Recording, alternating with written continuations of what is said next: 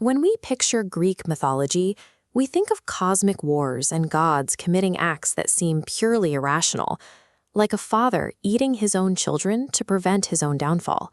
But to the ancient Greeks, these stories weren't about madness. They were the mechanisms of a universe governed by a specific, rigid morality. The poet Hesiod provides the clearest window into this logic in the opening lines of his creation poem, the Theogony.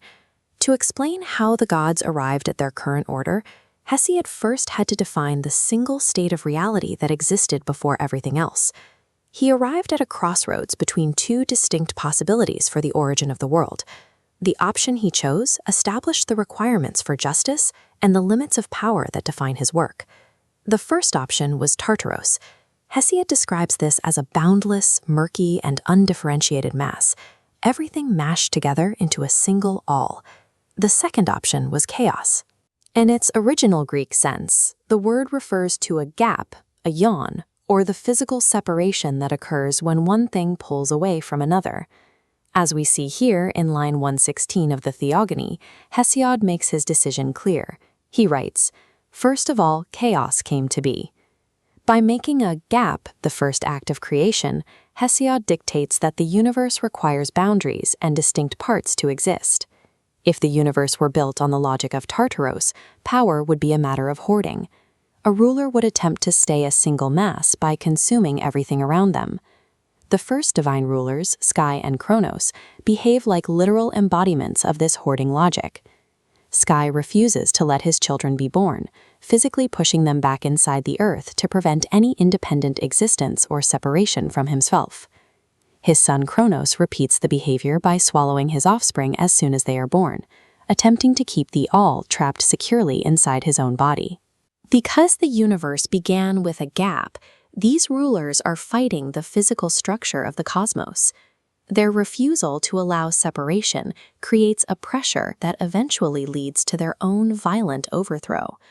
For Hesiod, a rule based on total absorption is cosmologically unsustainable. It contradicts the very nature of a world built on differentiation. A world born of chaos functions through boundaries and distinct parts. It thrives when things are kept separate and in their proper place. Zeus becomes the first ruler to align his leadership with this structural reality. He implements eunomy, or good distribution.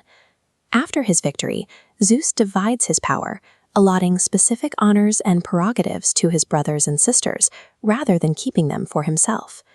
While he does swallow his wife Metis, he does not suppress her offspring. He internalizes her wisdom while allowing her children to eventually emerge. Zeus breaks the cycle of generational violence by letting his daughter, Athena, be born.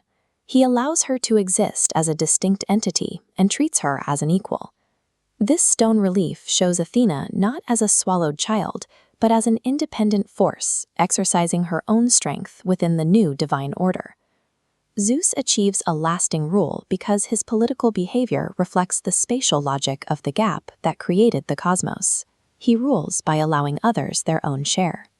Hesiod's account of the gods in the Theogony was the framework for his advice to human beings in his next poem, Works and Days.